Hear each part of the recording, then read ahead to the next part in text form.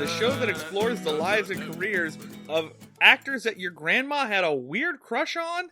Didn't know how she felt about it? I'm one of your hosts, I'm Marty Schneider. I'm that other host, Dan Ludwig. And Dan, I want to talk to you about something that's been on my mind a little bit lately. There's something that I feel like a lot of the media that I consumed when I was a kid promised me was going to be a big deal. Promised me would be part of my childhood.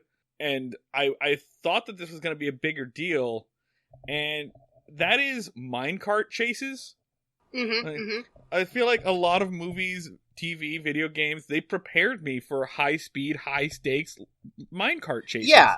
I thought that eventually I would have to face down a bad guy and have some harrowing turns, hairpins. Maybe my minecart would go out of control. Maybe I'd roll it through town and smash through a giant plate glass window that two guys were carrying. And yet, here I am, age 32, am a grown man, and I've never seen the inside of a mine, let alone been in a cart.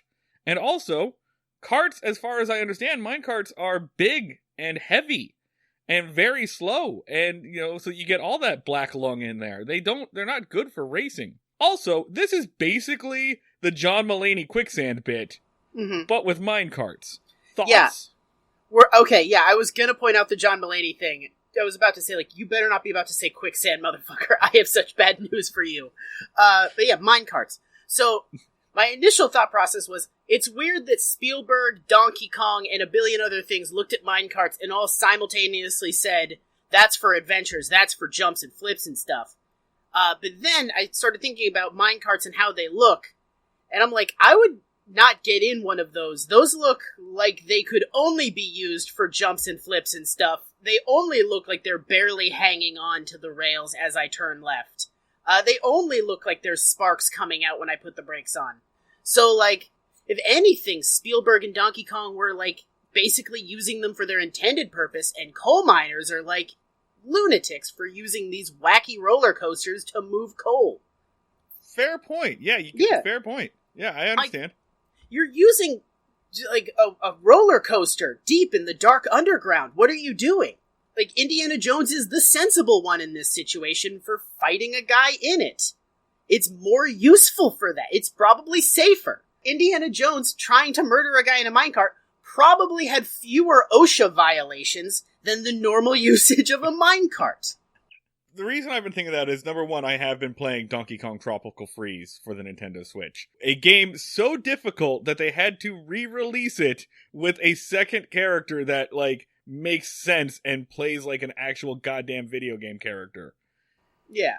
They were like, hey, what if we just let you have the double jump all of the time? That might make the game a little easier and more playable, right? Anyway, I have been playing that, but the other reason I brought that up is because, today we are exploring a trifecta of Don Knotts films. We're taking a step away from the Andy Griffith Show, and we're going to see a little bit of Don Knotts' career post-Andy Griffith, but pre-Three's Company. And one of the films that I watched was The Apple Dumpling Gang, which does, in fact, feature a wild minecart chase through a western town. They do smash through, kids do smash through a mirror, and eventually smash into a giant one-man band Melodian thing that we are informed immediately before is very expensive, Douglas. So, so that does happen in that movie. I watched the Apple Dumpling Gang. It wasn't on our agenda. I just kind of watched it to see if it was anything. Yeah. It's not. You gotta understand, after Walt died, there were 15 years where the Disney company was just what the hell do we do with anything? That's kind of been a fun part of having Disney Plus, is just flipping through, you watched Gargoyles, you watched all the Pixar movies. Let's just see if this back catalog of Disney stuff from the last 50 fucking years is anything? And the answer is overwhelmingly no. Yeah. Like Disney, no wonder they have to remake Lion King again. They have nothing. They're coming up with nada. Like their back catalog is, their hit or miss ratio is abysmal. They're like batting like 0.8% out of everything they've made.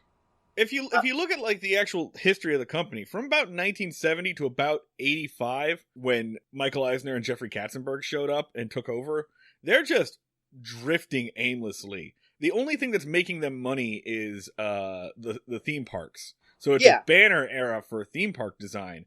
But the stuff that they're putting out, the animation is mostly Xerox. Like the thing that kept their animation division alive was the fact that Xerox technology existed.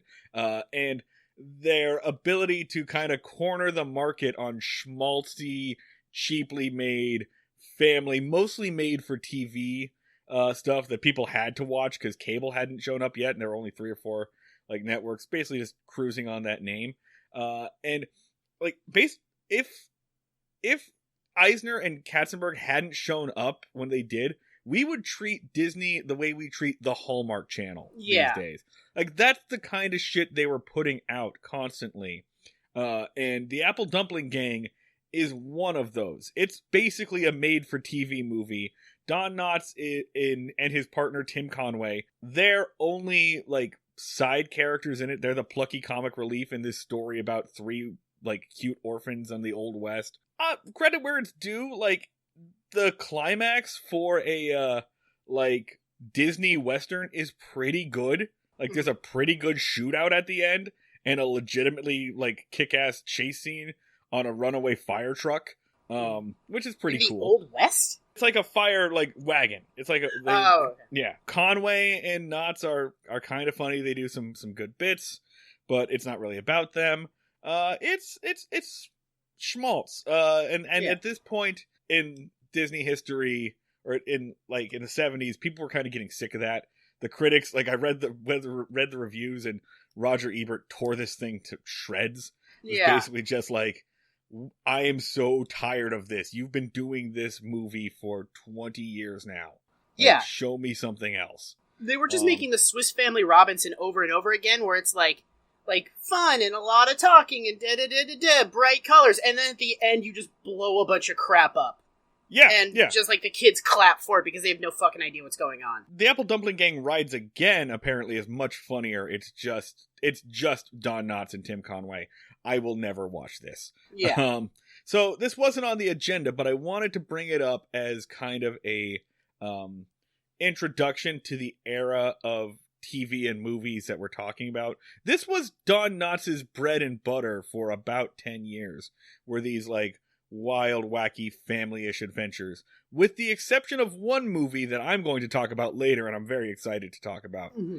But, Dan, you watched Gus. Yeah.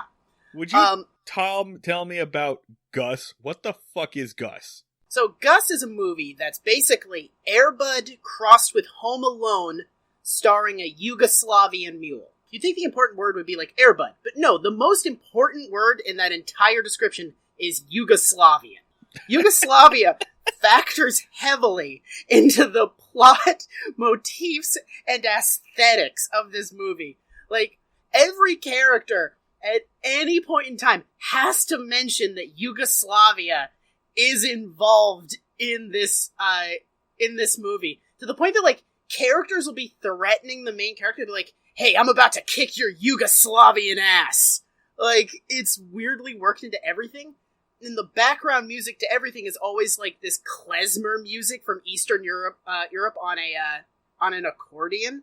It's a very weird aesthetic. I kind of picked a bad example for the thing we're doing, where we examine the career of Don Knotts, because Marty, look at the poster for Gus real fast if you want to just pull that up. Okay. So yeah, the poster for Gus appears to be Don Knotts yelling at a donkey. Yeah. Like he's some kind of like coach or whatever, and he's telling that donkey to get a good hustle out there. The poster of this movie makes a very clear promise that you're gonna watch Don Knotts yell at a horse. You're gonna watch Don Knotts get very frustrated with the antics of a horse and yell at him. Don Knotts does not once interact with the fucking mule. Cumulatively, Don Knotts is in about 15% of this movie. I'm going to put it closer to 10. Most of it is the opening credits. He does not interact with any major actors aside from one guy. They very clearly filmed all of his material in one day and sent him home, but then still paid him enough that they could bill him second on the call sheet. Oh, this is definitely like a contract satisfying kind of movie, right? This is definitely like Disney being like, okay, Don, you've got like 3 more movies on this contract, and Don Knotts like, all right, well, put me out there to yell at a horse or whatever. Yeah, they basically said like, hey, come on in, kids. You want to see Don Knotts, your favorite actor, interact with a horse? And the kids were like, yeah. It'd be like, I hope you like international politics and the minutia rules of football. Do you want to watch 2 old men in a game of wits over who gets to own a football franchise? And the kids were like, yes? I guess I can't leave. How much does the rules of football factor in? It's like, oh, franchise management factors very heavily into the mechanics of this film. So basically what you're telling me is like, it's like if they pitched Moneyball as a wacky Jonah Hill comedy. Yes, exactly. Except not because Jonah Hill is a major character in Moneyball, but it's like if they tried to pitch the movie Jobs as a wacky Seth Rogen comedy, kind of. Because Seth Rogen's in that movie for like 5 fucking minutes. It's so weird. It's kind of, in its own demented way, kind of a good movie. There is a prolonged set piece where Tim Conway and Tom Bosley wrestle a horse in a supermarket. And not like kinda wrestle him, like not like they like try to grab the horse and like the horse hits them with something and they fall backwards. Like, Tim Conway is wrestling with a donkey in a pile of ketchup and mayonnaise, and the horse is like thrashing, and it is like someone's demented fetish happening on the fucking screen. Okay, you don't know why I'm making this face, but I'm making this face because the Apple Dumpling Gang also features a 7-minute scene where Tim Conway wrestles a donkey. What if that was his deal? Was this just his shtick? Was this just in his contract? There's one of 2 options. One, they're like, all right, we need someone to wrestle this donkey. Come get me Conway. Or B, they're like, all right, Conway signed down for a 3-picture deal, and he wants to wrestle the donkey in 2 of them. We can kind of work it into the Apple Dumpling Gang, but I think we need to make an entirely different movie where Tim Conway can fight a fucking donkey. What if it's like the Cornetto trilogy? What if there's like 3 or 4 the Conway donkey cinematic universe? Like in the third one, the just like his fucking roommate. What if like there's like a Nacho Libre style movie out there where Tim Conway gets really into like professional wrestling, and his opponent at the end is El Burro, just an actual live donkey. He's been like, he was traumatized by a donkey kick as a young boy. It's his tragic backstory, but he's trying to like work his way up in the field of wrestling. And then his final his final boss, a donkey, just walks into the ring, and he just goes like, "How is there a donkey in here?" And someone just goes, technically there's no rule against there being a donkey in wrestling. It's just also how Gus operates. It's Creed 2. He has to fight the son of the donkey that killed his father. Yeah. And, like, those kids at the theater are just sitting there for, like, 45 minutes, because this is most of the movie. Like, everything else is just, like, exposition. All right, kids, let's watch Tim Conway take a donkey to the fucking ground. Do you want to find out if a donkey can be put in an arm bar? Tim Conway's gonna show you. And kids are just like, I guess this is cool? Sure? But we have to make sure that we spend 45 minutes talking about the design of a boxing ring before the Creed 2 style fight can happen. Yeah, that was like the 70s thing of like, alright, you want to see a super cool action set piece? Yeah, absolutely. Alright, we're gonna build it brick by brick, dowel by dowel. so that you can just have a real good understanding of what everything is when we blow it up. 70s movies loved logistics. Dan, what's that quote from Dan Harmon that you love so much about how, like, movies didn't need to be about anything until, like, 1977? To quote Dan Harmon, before 1977, a movie could just be that Gene Hackman wanders around an empty house, jerks off in a cup, and shoots himself in the head. He specifically says, like, before Jaws, movies could just be fucking meaningless and empty. Yeah, I didn't believe him until recently. Until we started really just going into this shit. Like, you didn't need... And we've already established that you didn't need a plot on television. I didn't know that movies were that behind the curve as well. Yeah, like movies are just kind of like, hey, do you want to see a sequence of actions? Just a series of things happening that are related in that they have the same people in them, but they don't really tell any coherent story or anything. Like, the movie I'm gonna share with us later is very, very much about stuff. It has a lot to say until it just kind of doesn't. Yeah. About halfway through, it just forgets to be about anything. The big example is MASH, the Robert Altman movie, where it's about, like, the horrors of war. That movie sucks. And then they just start playing fucking football. I tried to watch MASH about a year ago because I like Robert Altman, but that movie is bad and mean. It's a very mean movie. I have not watched it because I have not... Basically, I've heard this exact feedback. But it's like the quintessential 70s movie in that halfway through, it just gets tired of being that movie and just decides to be a different fucking movie. And I feel like that formula works for some shit. Like, it works for Cannonball Run, which has, like, the least... like the, like, flimsiest premise you can imagine for just antics just to be there. Smokey and the Bandit, same deal. It's just, here's a flimsy premise so that we can smash things, you know? Yeah. And Jerry Reed can play country music. But it doesn't, like, some things need to have plots. There was a lot of shit talking in movies in, like, the early 2000s, but, like, the 1970s were, like, the most creatively bankrupt America has ever fucking been. They were just throwing darts at boards. I mean, getting back to Disney, right? That was kind of their whole thing, is that was the first time post Walt's death that Disney was being really accused of just, like, being a cash-in. Like, this is the first time people were like, these movies have no heart, and you're just, like, using them to make money off the Disney name. A tradition which would remain for generations. They got smarter about it eventually. And then much dumber. So tell me more about Gus. Okay, so you've got this Cold War ass donkey. Like, is the donkey a metaphor for anything? I need to know? I've got the Wikipedia, like, article for Yugoslavia up. By the way, it's not a country anymore. I don't know if you knew that. I did not know that. It doesn't exist anymore. Is that going to help me understand this movie about a donkey who plays soccer? Is that a sport? Do you want me to take you beat by beat, or just, like, broad strokes this? Just give me the idea of Gus, because... Okay, so the general synopsis of Gus is that there's a kid in Yugoslavia, and his brother is, like, this great Yugoslavian soccer star. You know it's an American film because they call it soccer in Yugoslavia.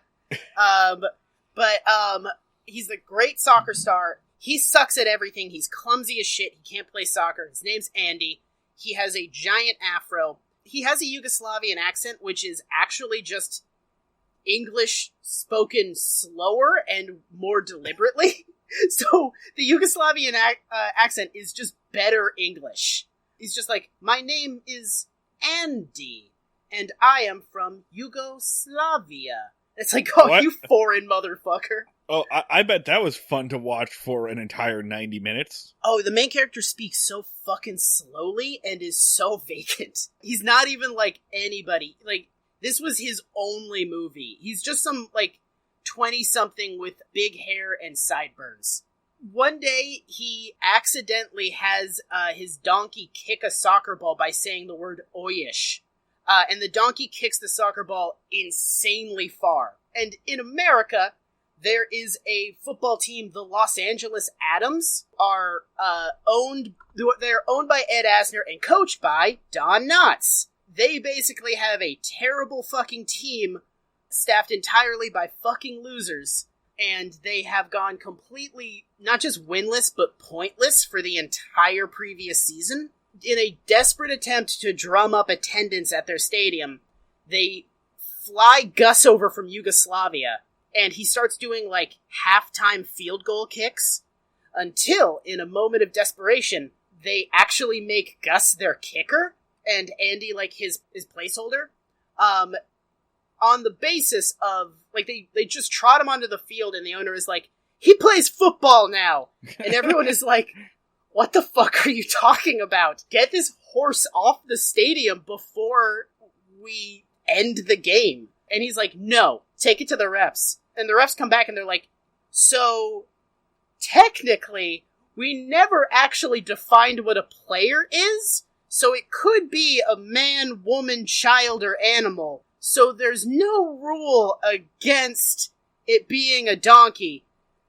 And so they did Air Bud rules. There's technically no rule against an animal playing this game. I can't believe that Air Bud was a knockoff, essentially. I can't believe that Air Bud took inspiration from another film. Can you believe Air Bud wasn't the first to this premise? That there's, which, like, in the Air Bud universe, when they found that in the rulebook, someone should have been like, we should have learned our lesson from Gus. Yeah, we really should have corrected this, a couple of years ago. And then Gus is allowed to play for the remainder of the season.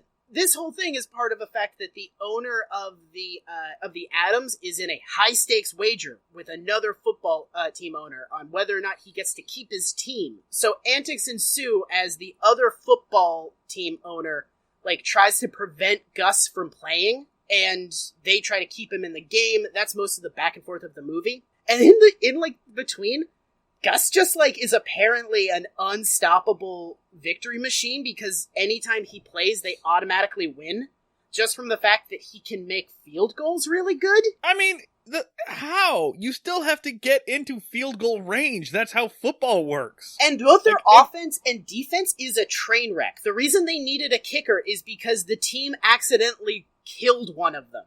Like, the defense hit their own guy so hard that he went into a concussion. Who fucking cares? You still have to get to the field goal range. Yeah. I'm sorry. I take issue with this film about a football kicking horse. I mean, the internal logic is inconsistent with that of football that I know and love. Okay, so no, let's interrogate the logic of you can put a horse on the football field. One, you're going to make him your kicker? Why not just put the football in the horse's mouth and slap its ass? Yeah, right? Like, no one's going to tackle the horse. No one would dare tackle a horse. Tim Conway would. Tim Conway would. Tim Conway is... What you don't know is that the entire team, the opposing team, just Tim Conway clones. Yeah. Tim Conway, like, emerges from the ground like Chernobyl. Like, boom, boom, boom. How many Tim Conways does it take to take down, let's say 2 horses? Let's say that the entire offensive line of the Los Angeles Rams is horses, right? Yeah. But the rest of the team is regular humans. They're just protected by a line of horses, which let's say is 2 horses. Yeah. Basically, 2 or 3 horses are the offensive line. How many Tim Conways do the Oakland Raiders need to draft in order to get past that offensive line and sack, I don't know, Case Keenum? Is that the quarterback for the Rams these days? I don't know. Let's say Case Keenum. Going off of Gus, if it's Case Keenum, he'll just fall down. He'll do it to himself. Tim Conway in this had Tom Bosley on his side. He still couldn't take down one fucking mule. So I think it would probably need to be... He gave it a good run, I'd say. Like, he got him a couple of times, but the horse always outmaneuvered him by, like, throwing him into a lobster tank, or making him think that a lady's high heel was his hoof, so that Tim Conway grabbed it, and then a big guy beat Tim Conway up.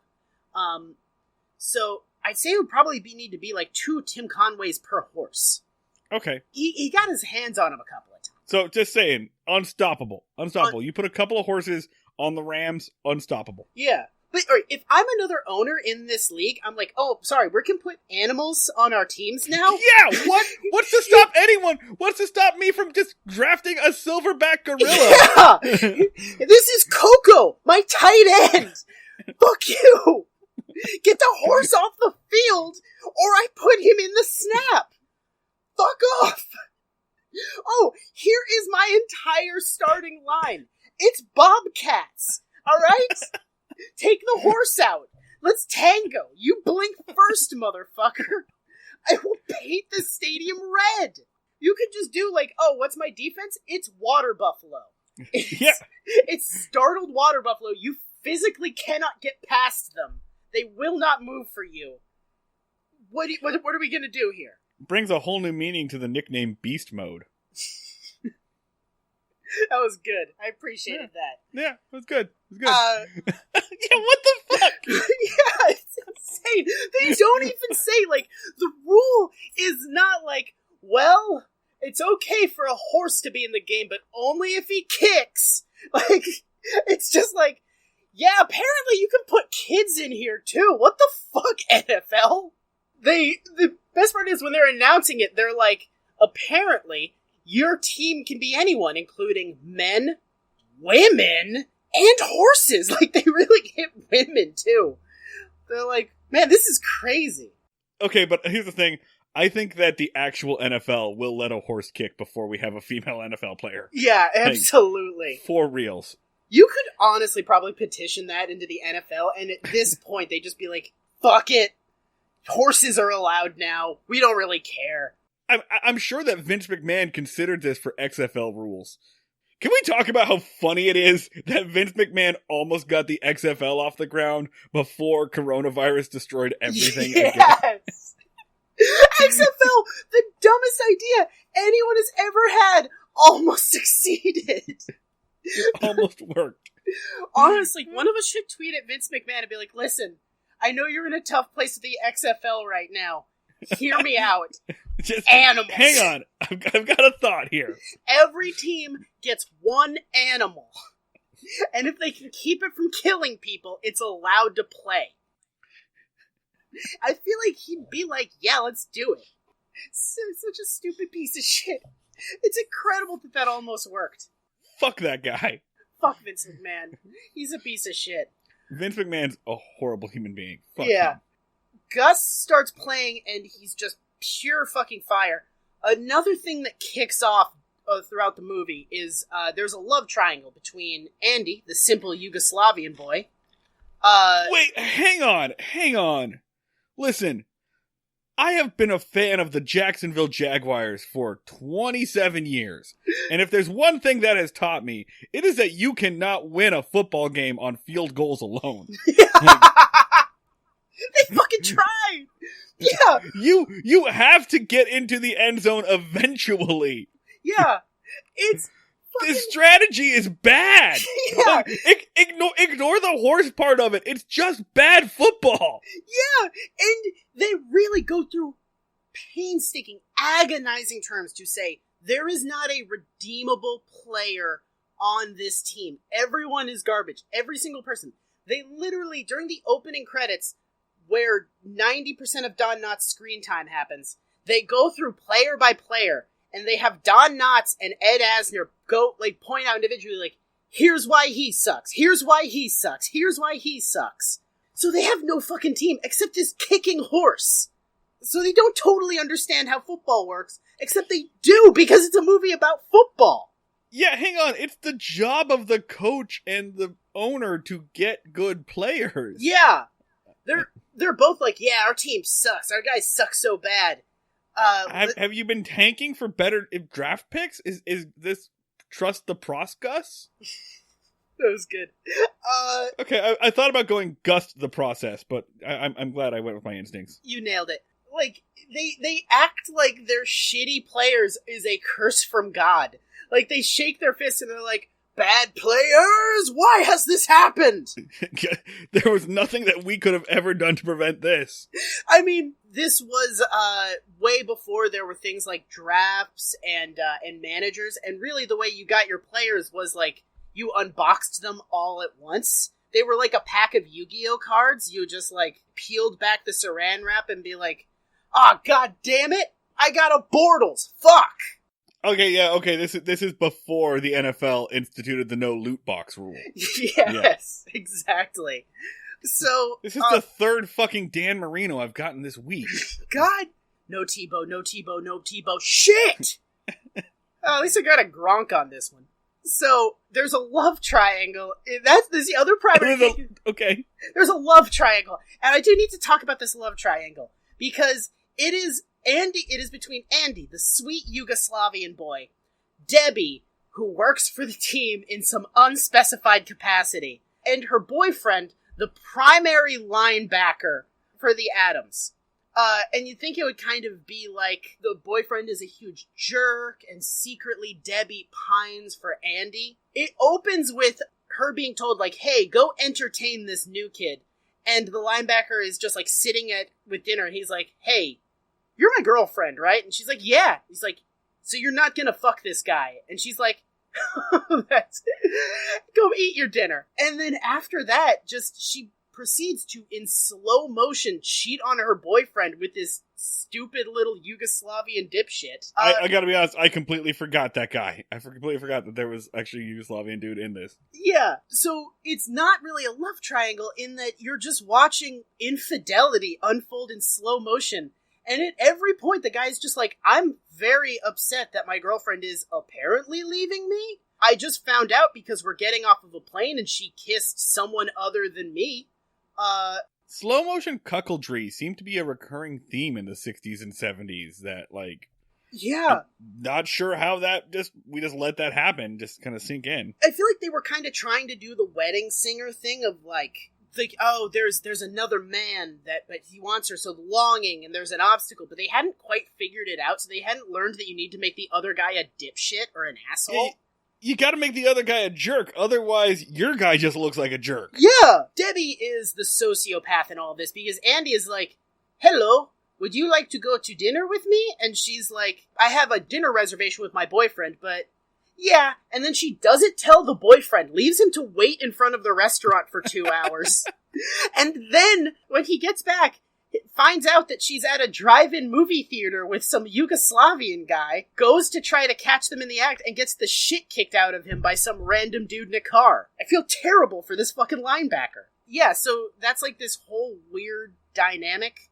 Basically, the through line for the rest of the film is that Tim Conway and Tom Bosley get out of jail. They're two con men, and the rival football team owner hires them to fuck with this horse as much as possible and just, like, prevent it from playing every week with a pretty great success rate. They succeed, like, 100% of the time.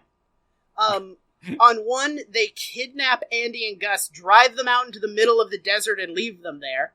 The other one, they get Gus drunk. They pour vodka into his oats and make him play the game shit-faced.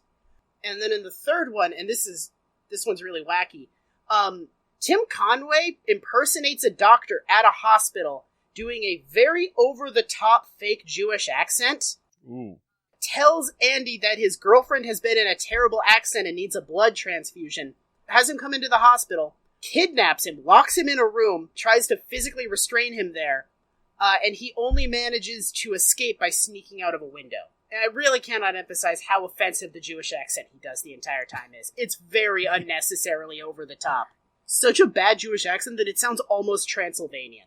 Oh, that's even worse. Yes. So... I gotta be honest, I completely even forgot that, like, these were... It feels like there don't need to be this many characters. No! It's very weird that you said Don Knotts is barely in this movie, because he seems to be the only character I would think needs to be in this movie. You'd think Don Knotts would be the primary, like, emotional core, and it's played by the owner for some reason, Ed Asner. Don Knotts' role in this movie is that he delivers football speeches. He tells the players, like, we gotta get out there, we gotta leave it all on the field, and I want this to play like a 40-man team, and we're gonna give it to them, and they're gonna work hard. No jokes. Don Knotts does not tell a single joke in this film. Not even close. Other people tell jokes, and Don Knotts goes, like he is stymied by these jokes, but he does not do a single humorous thing. Does he do the Don Knotts voice? Like, does he do the high-pitched Don Knotts voice? Yeah, he does, like, football speeches in the high-pitched Don Knotts voice, except sometimes when he's, like... Okay, because in the Apple Dumpling Gang, he doesn't do the Don Knotts voice. He does, like, a normal voice. And it's weird. Yeah. It's fucking weird to hear. Part of that is because, now, I know that Don Knotts and Tim Conway don't have any scenes together in this movie. But when they were working together, they made, like, 4 movies together during the 70s. And when they did that, I know that Don Knotts kind of shifted himself into the straight man role. Yeah. Which seems like a terrible idea, right? Andy's the straight man, Don's the weird one. But he becomes like the straight man for Tim Conway's comedy, which does not work for me on any level. No, after a certain point, being the fucking wacky dude has to be fucking exhausting. Like, oh, sure. I'm sure he got very tired of it. But you get sick of being Kramer and you want to be Jerry after a certain point. But, that he's good at being Kramer. And yeah. I think that might be why he eventually just went back to television, because trying to shift him into, like lead roles, it didn't work. It doesn't work. Yeah. I want to read something to you. Yeah. I pulled up the Wikipedia summary for Gus, and I've also got the one for the Apple Dumpling Gang here. So first, I'm going to read the reception section of. Oh yeah, Ebert ripped this apart. Yeah. Okay. So here. Well, listen closely. So this is for the Apple Dumpling Gang. Roger Ebert of the Chicago Sun-Times gave the film 2.5 stars out of 4, and wrote that the film was, quote, "in a lot of ways, a throwback to the Disney productions of 2 or 3 years ago, a period of overwhelming banality in the studio's history. More recently, Disney has given us some genuinely inventive entertainments, especially Escape to Witch Mountain and Island at the Top of the World. With the Apple Dumpling Gang, we're back to assembly line plots about the adventures of squeaky clean kids." That's what Roger Ebert wrote about the Apple Dumpling Gang. Here's what Roger Ebert wrote about Gus. Roger Ebert gave the film 2 stars out of 4 and wrote, "2 different kinds of movies have been coming out of the Walt Disney Organization in the last few years. Inventive, entertaining fantasies like Escape to Witch Mountain and The Island at the Top of the World, and dreary retreads of tired old Disney formulas. Gus, alas, is in the retread category." Come on, Roger! That's the same review! Yeah! It does not sound like Disney deserved multiple kinds of reviews. It sounded like Roger Ebert was just being like, "Hey guys, it's one of the shitty Disneys. Don't worry about the rest of it. I don't have to tell you what this movie is about. It's Disney in the 70s. It sucks." Yeah, number one, I can't critique Roger Ebert for this. I can't fault him, but I understand. Sometimes you're on a deadline. Sometimes you just gotta cut and paste because it's all the same fucking movie, right? Yeah. Honestly, but those are the same sentence. He wrote the same sentence on both of them. It's such an exhausting film. I do not blame him for being so fucking tired. He's like, I'm Roger Ebert in the 70s. Film is insane right now. I have so much to deal with. I do not have time for your warmed over, leftover bullshit, Disney. Fuck off. If you're going to just punch shit in a template, so am I.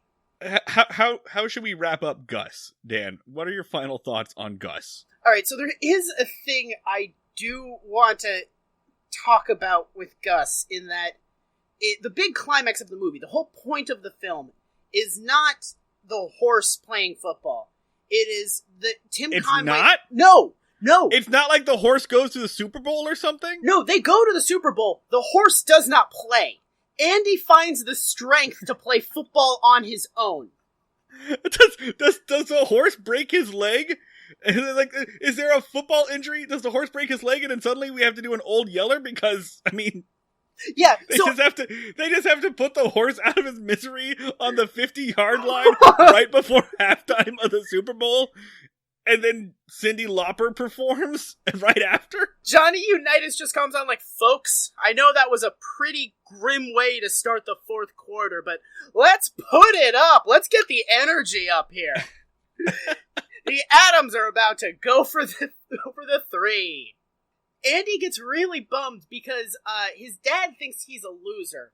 And American media, who is obsessed with Gus, keeps being like, "Let's hear what Andy's family has to say." And his dad keeps going on TV and being like, my son's a fucking loser. He's just holding a ball for a horse. That's lame as shit. I do not respect him, and neither should any of you. And they're like, whoa, how could a father say this? But they do it like 3 times. And like, the 3rd time I'm like, stop putting this old man on TV! You're literally, like, they do one thing, and they're like, Gus has given us all hope in this dark time where nuclear war looms, and there's economic inequality, and pollution, and everything's terrible. There's Gus giving us all light. What does Andy's father have to think about this? And he's like, this is stupid as shit. You're all fucking idiots. And they're like, oh, we should probably remember to not have you on 3 scenes from now. But as a result of that, Andy gets very self-conscious. And so in the big Super Bowl, Gus fakes a slip so that Andy has to run the ball while klezmer music blasts. And for some reason, the football, I don't know if this was a thing about 70s football, but everyone is so muddy. It's like the field is no longer a field. It's just a big pile of mud that all these boys are rolling around in, getting real dirty, that Andy has to run through to get to the end. It's like someone's very specific fetish that's happening. I know it sounds like I'm exaggerating. I'm not. Everyone's, like, it's so much mud, Marty. It's very upsetting. So he runs through mud, he scores a touchdown without Gus. It's revealed that Gus did it on purpose to give Andy a better sense of self. No! What? How is it revealed? Okay. How does anyone figure out that Gus is capable of planning? And also, why are we not all freaking out about that this horse is capable of empathy and like premeditated plans? That seems like a fucking breakthrough, bigger than a horse can kick a ball. Okay, so let's rewind real fast, because this is not the climax of the film. Alright, so the climax of the film is they're driving to the Super Bowl with Gus. Tim Conway and Tom Bosley intercept them, stop the truck by pretending that there's a crashed bus, switch out Gus with a doppelganger, take Gus to a hotel room. They sneak a horse into a hotel, going up to the hotel clerk, saying, hey, my contact fell out, can you help me search for it? And while the hotel clerk is distracted by Tom Conway, Tom Bosley just walks a horse into the hotel. It eats someone's wig, no one calls the police, and then they get the horse in the hotel room and they're like, we're just gonna bunker down here until after the Super Bowl. And that's when Gus is like, surprise, motherfuckers, I have human intelligence and can solve complex problems. I'm gonna go find the fucking Super Bowl. And he kicks the shit out of both of them, literally, storms out the hotel, goes onto the freeway, they chase him down, and then Gus goes into the supermarket where the big action set piece happens, where, again, Tim Conway and Tom Bosley wrestle a horse. Okay, hang on. So this horse is capable of understanding what the Super Bowl is? Yeah, the horse sees the Super Bowl on TV and is like, holy shit, the Super Bowl's happening. I gotta get to that Super Bowl. The horse has, like, basic context awareness of what's going on around it, and it takes them into a supermarket and... Then why does the horse allow itself to be kidnapped? Yes! If the horse knows that it is being kidnapped, why does it not fight back until that moment? I think it just kind of realizes, like, oh, I'm not supposed to be here. The Super Bowl's on right now. I know I'm supposed to be there, so I'm definitely not supposed to be in this fucking hotel room. I'm gonna take you guys to a grocery store to throw the fuck down. And then the horse proceeds to Home Alone the living shit out of these two guys. Well, like, just like, oh, it kicks them into a lobster tank. Oh, it knocks something over to hit Tom Bosley on the head. Oh, it knocked over some lettuce so that Tim Conway slips on it. And Tim Conway and Tom Bosley are not like, I'm so befuddled. They're like, God damn it, I hate this horse. Like, they're furious the entire time and getting really frustrated and upset with each other. This is not a real movie. This is not a real thing you're telling me about. I need to tell you the weirdest part. Because... Oh, okay. There's 2 men fighting a horse in a grocery store. What would you imagine is happening around them? Probably people are, like, freaking out. Probably people are like, oh, I guess I cannot buy this Spam, because there's a man fighting a horse in the Spam aisle. I'm shaking my head. I am shaking my head right now.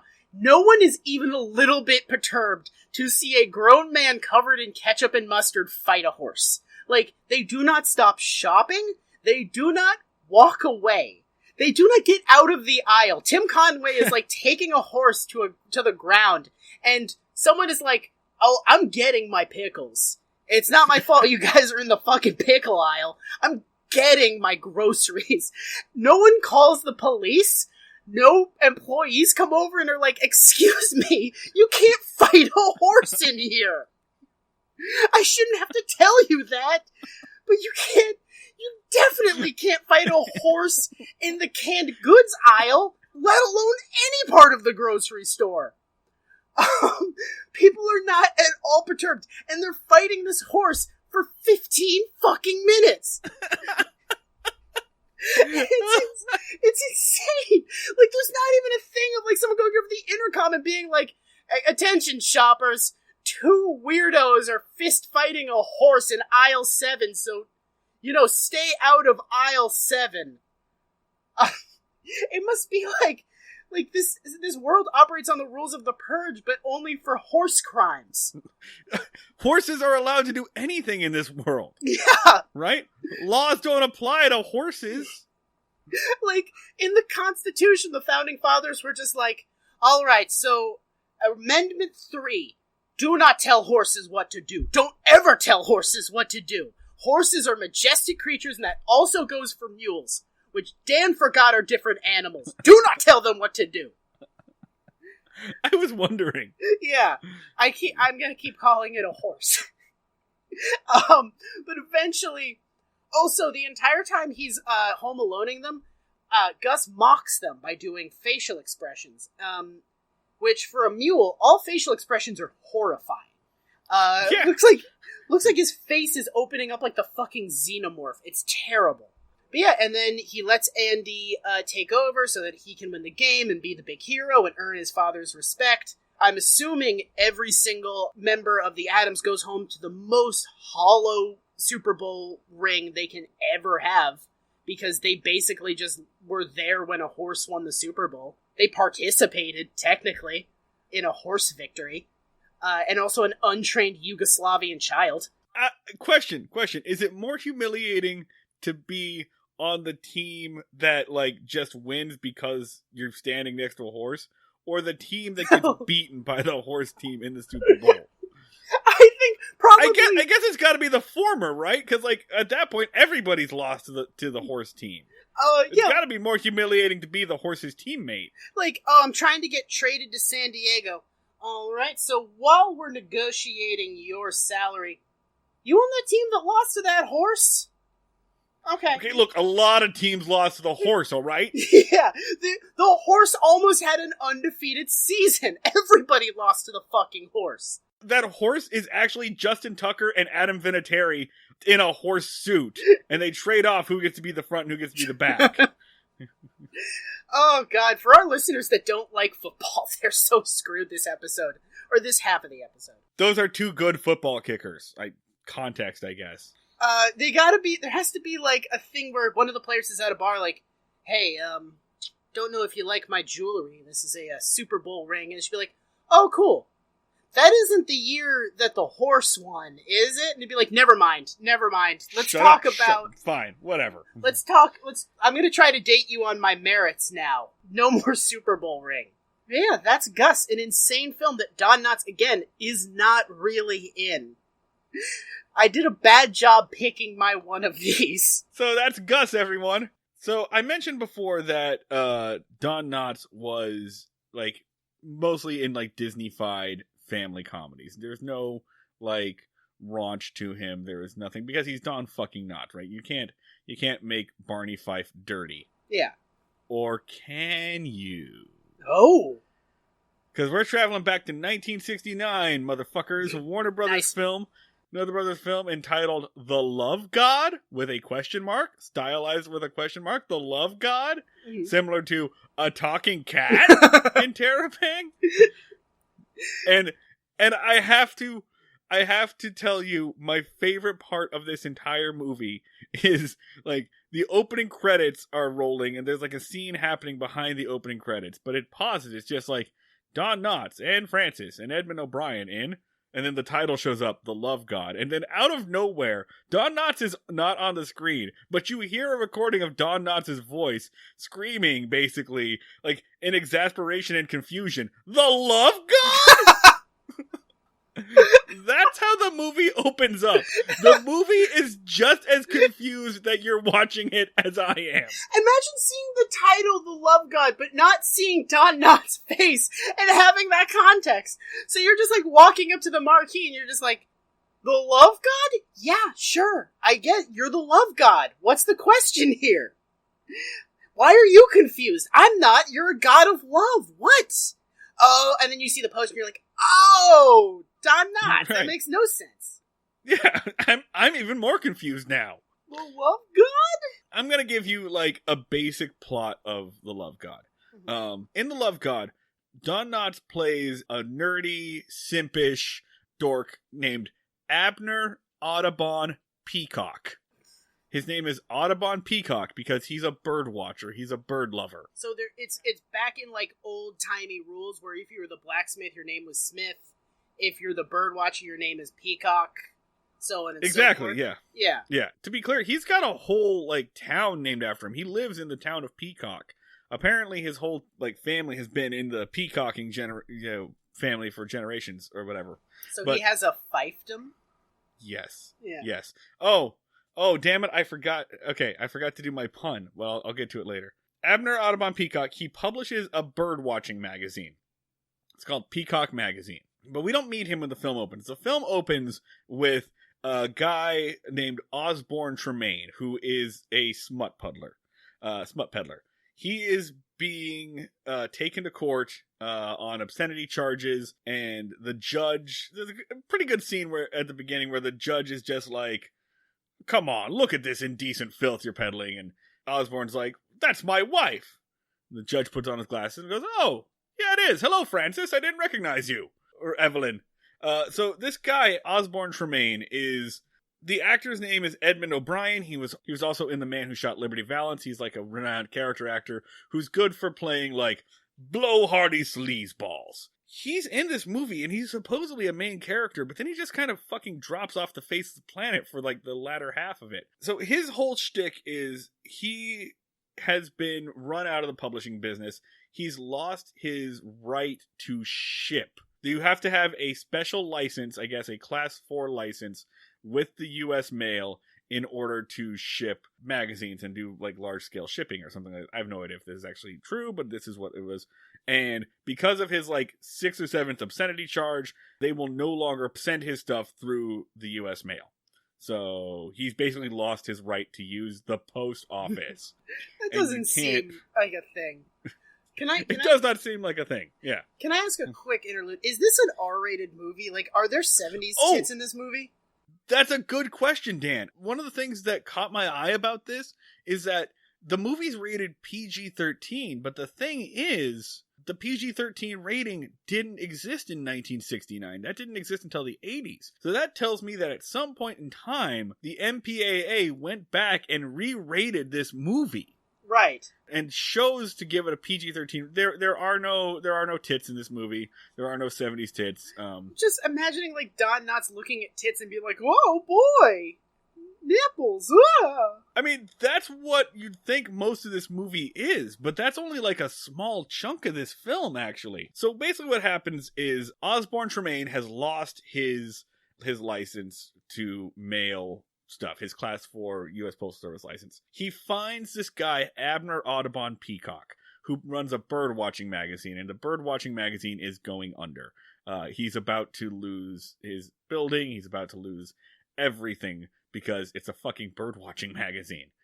Tremaine tricks Peacock into making him a partner and kind of signing away the rights to the Peacock magazine. And then he sends Don Knotts off on like basically a snipe hunt. He's like, oh, I bet you can go and photograph the rarest bird in South America, right? Yes, let me send you to Brazil to go photograph this bird. Goodbye. Don't worry about anything. There's a pretty funny sequence where Don Knotts gets sent to South America, and he flies in the cargo hold of a shipping plane, and then his tour guide is like, then we meet him because he's being thrown out of a bar, and then he gets abandoned in the Brazilian jungle. And there's like a very long sequence where he hears this bird. He's making a bird call, and then he hears the bird, and he's making this bird call, and he hears the other bird, and he's doing this for a long time.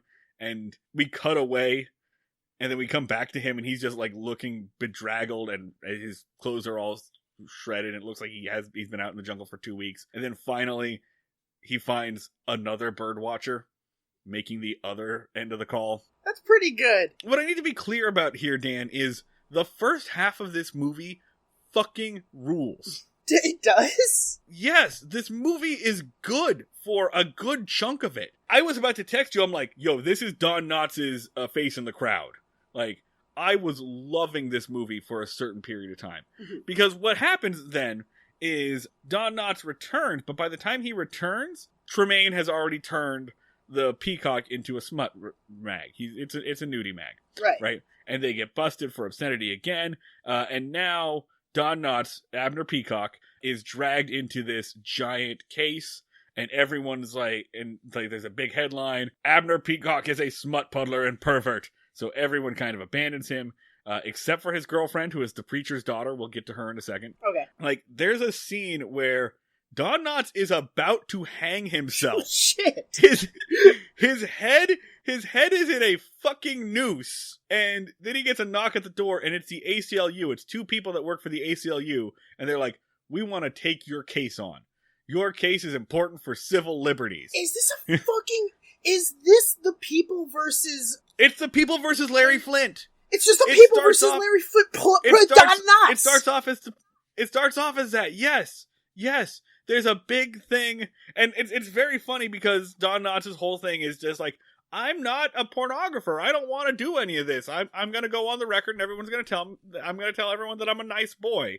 And then his defending attorney is just like, okay, so you've called my client a sex-obsessed little pornographer. You've called him a dirty pervert. You've called him a sicko. And that's all true. This actually sounds fucking great, yeah. But the Constitution defends his right to publish being a pervert and a sicko. And the whole time, by the way, this courtroom scene's very funny.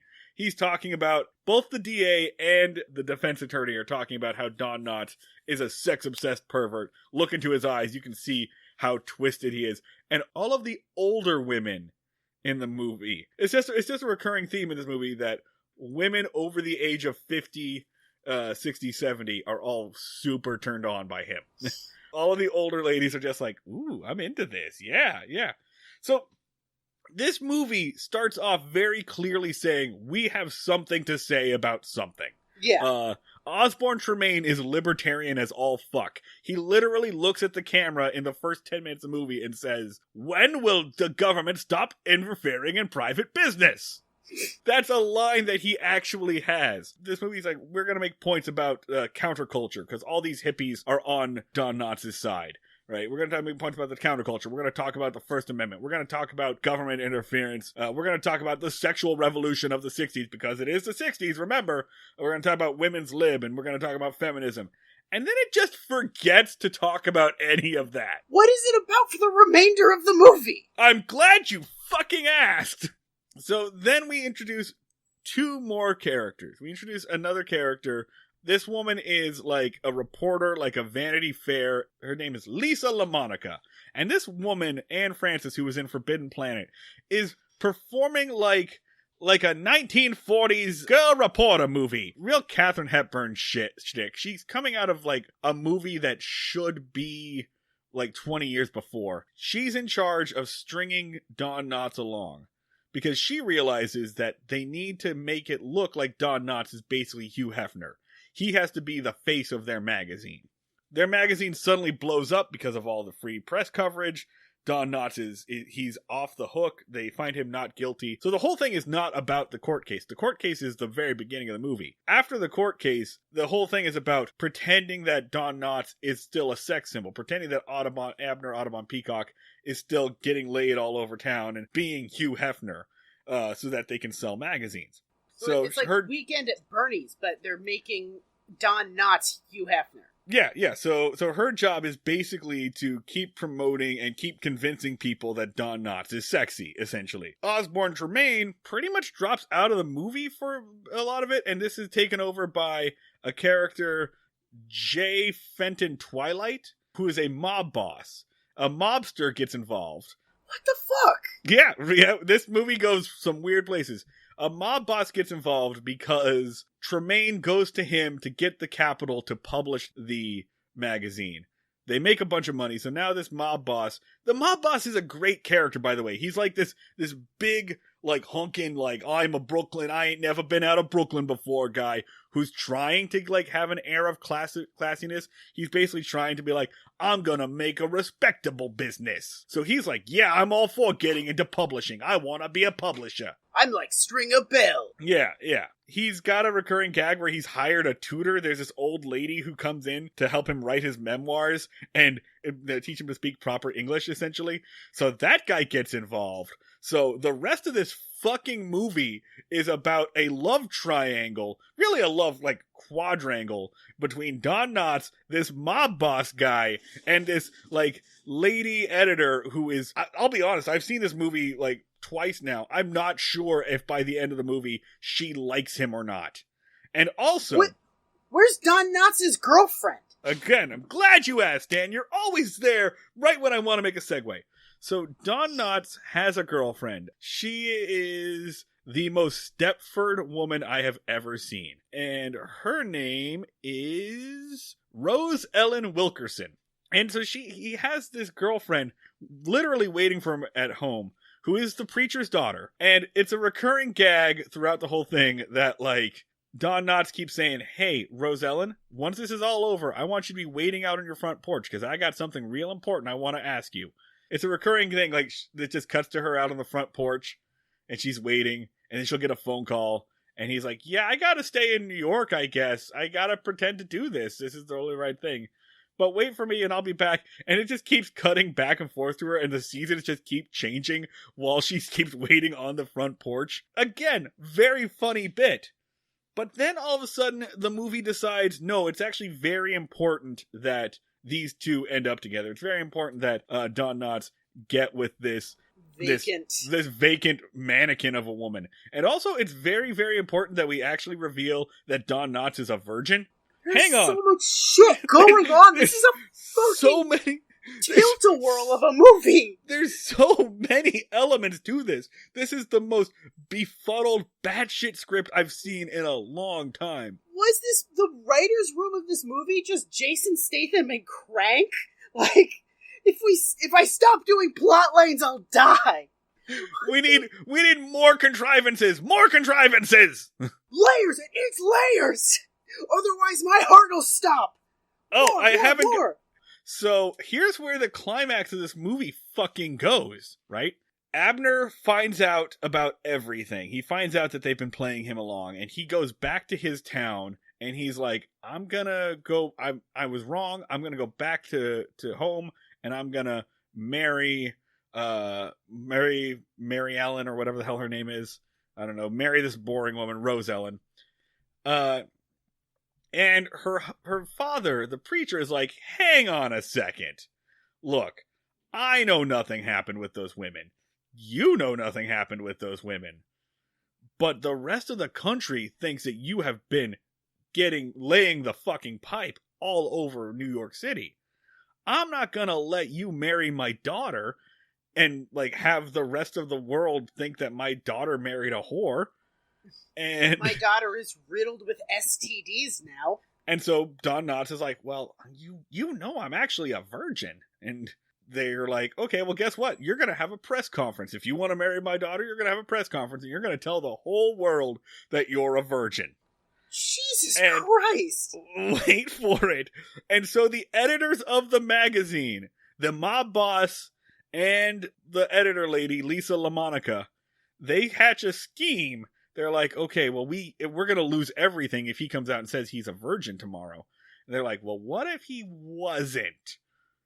And I go, what? No, no, no, no. So Lisa LaMonica goes up to Don Knotts' penthouse, gives him a drink that is drugged, and he falls flat. And while he is drugged, she does nothing. She does nothing. She waits until he is ready to wake up in the morning. Then she undresses and lays down next to him so that he thinks they had sex. Okay. Which is better, but not much. Yeah, still pretty bad. It's significantly better, but also really fucking bad. It's less therapy, but still a lot of therapy. So, yeah, that's her plan. Her plan is to convince him that they had sex. Wait, so sorry, does he ever find out that he wasn't raped? No! Okay, so yeah, to him, he was raped. Okay. He breaks up with Rose Ellen. He's like, I'm sorry, go home. This has apparently changed me forever. So they break up, and then the next day, he walks into the room with Lisa LaMonica, the editor lady, and is like, well, guess what? You and I are going to have to get hitched now. I made an honest woman out of you, so let's go get married or whatever. This is the fucking climax of the movie. So then he goes and tells the mob boss dude, who, by the way, has smacked Lisa LaMonica around earlier in this movie. Has smacked her. He smacked her around, saying, "You're gonna be with this shrimp instead of being with me. Oh, you're my girl." You know. I forgot he was in love with this woman. Yeah. Well, so I can't not picture the mob boss as Tom Hardy. He just keeps I keep trying to picture him as not Tom Hardy, and he just keeps slowly morphing back. And fucking so, Dan. Yeah. Now she's in a spot, she's like, oh, I don't love either of these dudes, or maybe I like Don Knotts, I don't really know, it's kind of unclear. I can't marry these people at all. Also, the, pornographer and his wife are just like, hello, we're also here! We've also been in this movie!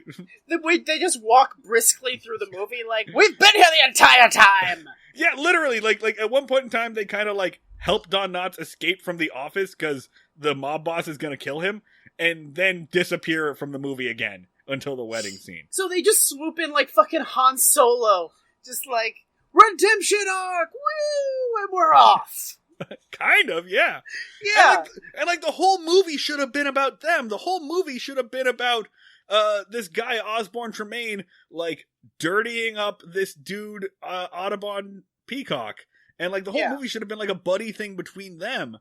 And him convincing Audubon that it's important that they publish this smut for the rights of the Constitution, for America, or whatever.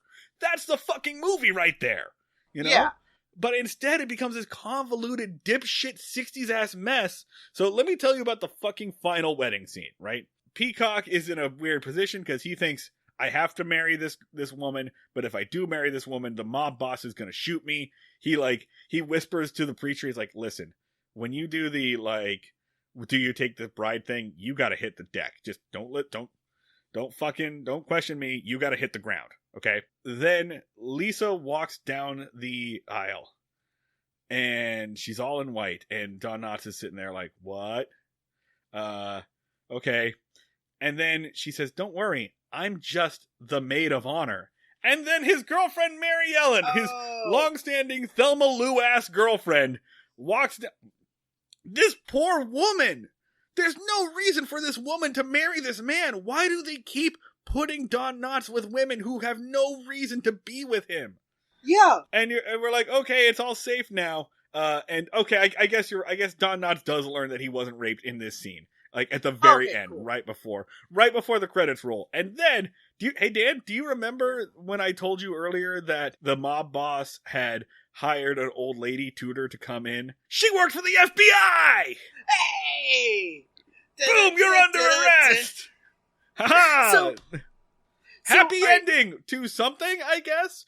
This movie forgets to be anything. This movie starts off, there's There is, by the way, a like 4-minute like dance montage of a song called "Hey Mr. Peacock" that has nothing to do with the rest of the movie, and the lyrics aren't just like about a sexy guy. It's just like the songwriters were just given the prompt, write a song about a guy named Mr. Peacock and he's cool, and the lyrics are all just like, "Hey Mr. Peacock, who could ever be so groovy? We're a band that looks like the Monkees, and we've got 2 drummers for some reason." This band has 2 drummers for some reason. Yeah. A lot of stuff happens during this montage. In this montage, apparently they open up like 5 peacock clubs around the country. I have no idea what the time frame is in this fucking movie. I have no idea how long. This entire thing could happen in the span of a week. This entire thing could happen over the span of 6 months. I guess at least a year passes because she is like waiting out on the front porch for Christmas at one point. Okay, so wait, how do they convince America that Don Knotts is fucking all over town? Like, are they just paying women to be like, Mr. Peacock deep-dicked me last night? Yes! Put it on page 10! Yeah, no, they hire women to go and be his Playboy bunnies, essentially, his peacock playmates. And he's like, is he like, I guess, sure, or is he like, no, I didn't do it? In true Barney Fife fashion, he starts off like, "Oh no, I can't do this," and then he sees the girls and he's like, "Well, I guess for America." Like, yeah. And so he allows himself to be photographed in like the dumbest, pimpest outfits in the world with like 4 or 5 women all around him, and these women live in the penthouse with him. Like it's revealed by a guy, like there's a 4th dude here who is, I don't know, like an agent or something. He's nothing. I forgot about him until just now. How many elements are there in this fucking movie? There's so many elements in this movie. There's so many plates spinning in this film. He tells us that he's just teaching them bird calls. Whatever, I don't care. Yeah. By the way, Dan, yeah. I guess you could say that in this movie, nobody actually gets really naughty. It's pretty good. I've been sitting on it for a while. I keep forgetting to do it, and then, whatever. Okay, so I'm kind of coming at this film with the perspective of, like, I am looking at the poster, and I am envisioning that basically a huge portion of the audience for this film is teenage boys that thought they were going to see tits. Please read the tagline of that poster, if you would. So many women, not enough man.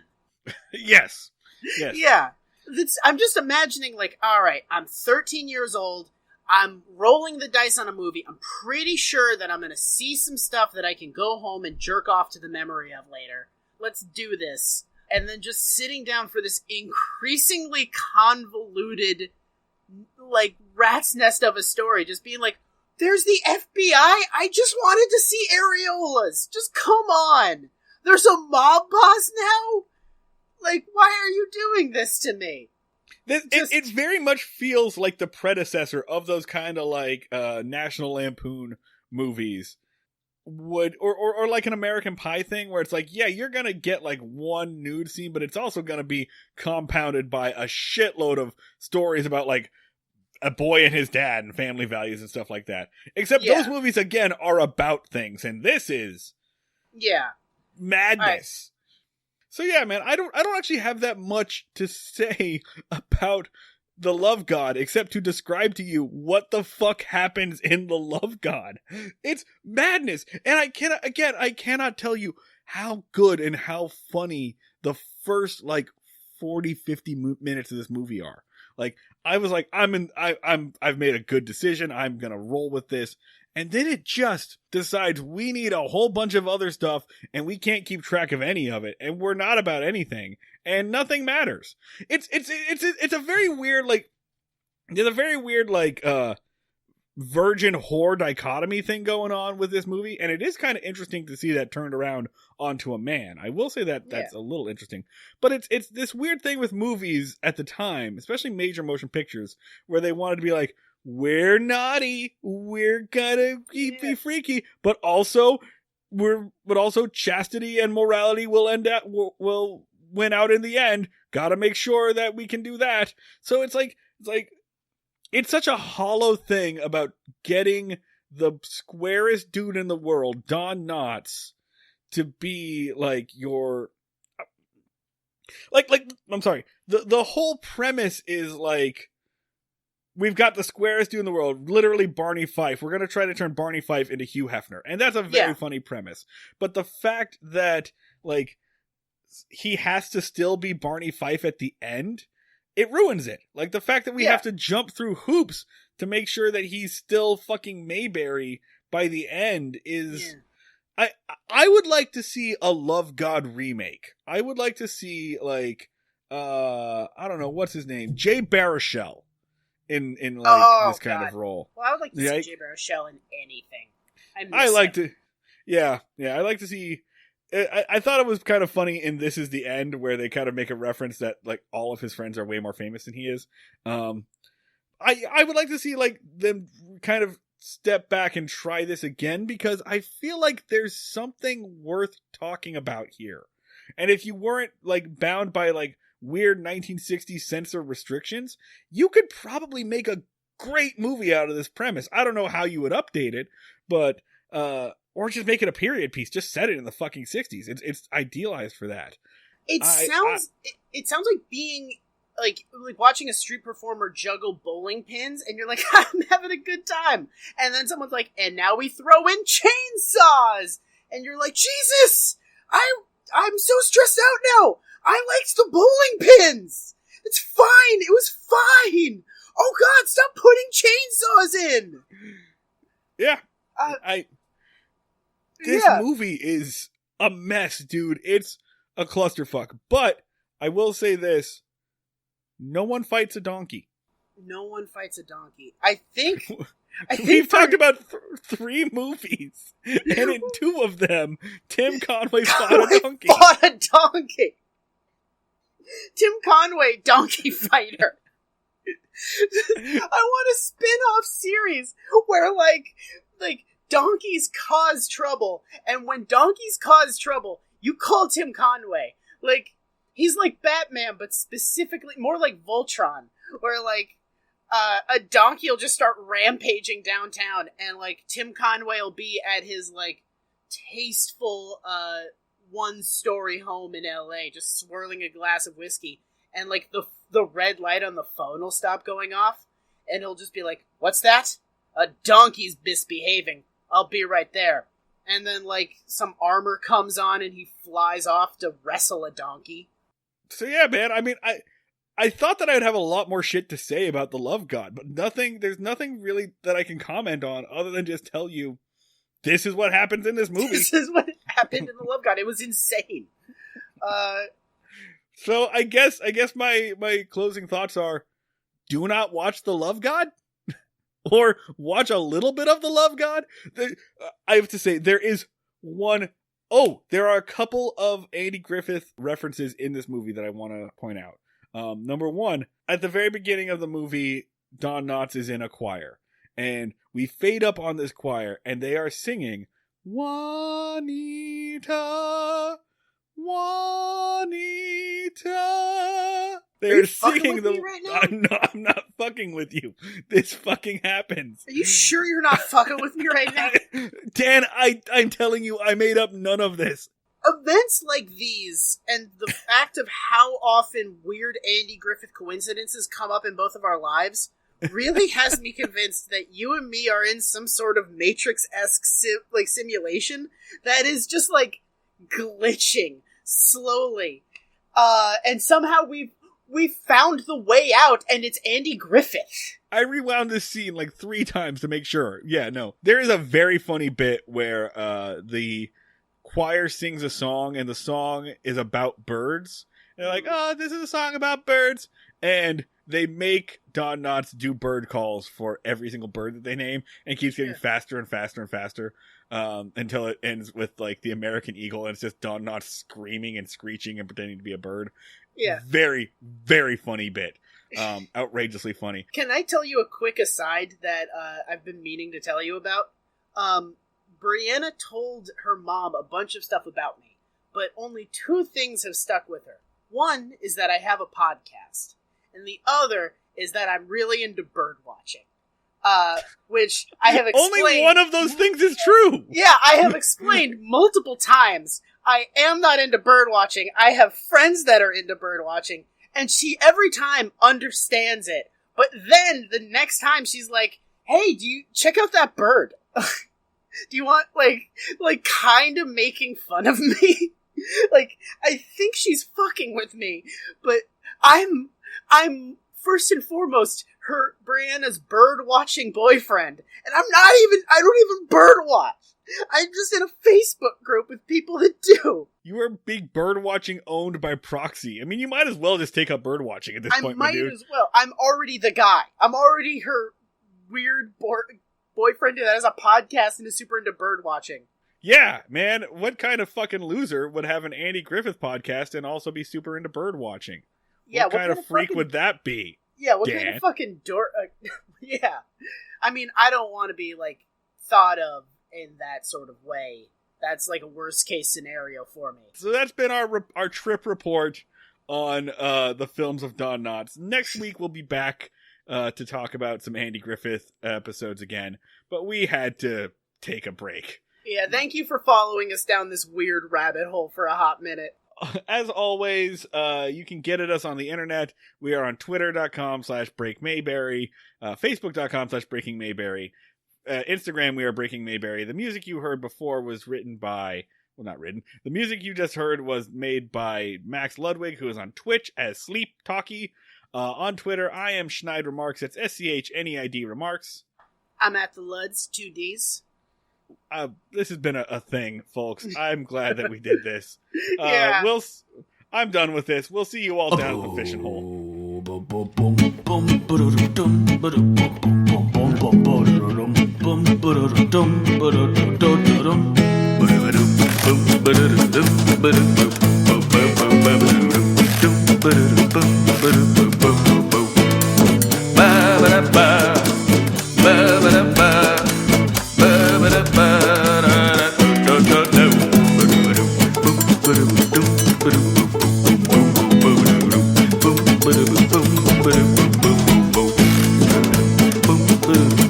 Boom.